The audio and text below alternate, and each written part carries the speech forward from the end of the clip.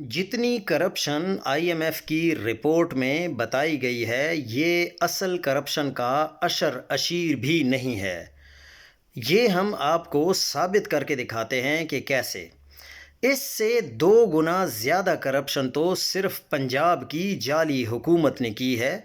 صرف گندم کے اسکینڈل میں آپ لوگوں نے سنا ہوگا کہ اب سے کچھ ہی عرصہ پہلے جو ادارہ ہے جس نے یہ کرپشن کے بارے میں تحقیق کرنی ہوتی ہے ان کے مطابق صرف گندم کے اسکینڈل میں 10 کھرب روپے کی کرپشن ہوئی تھی صرف پنجاب میں۔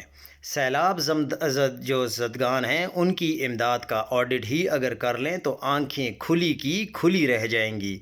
چونکہ جو بڑے گھر ہیں ان کو کرپشن سے کوئی مسئلہ نہیں ہے، اس لیے کرپشن خوب پھل اور پھول رہی ہے۔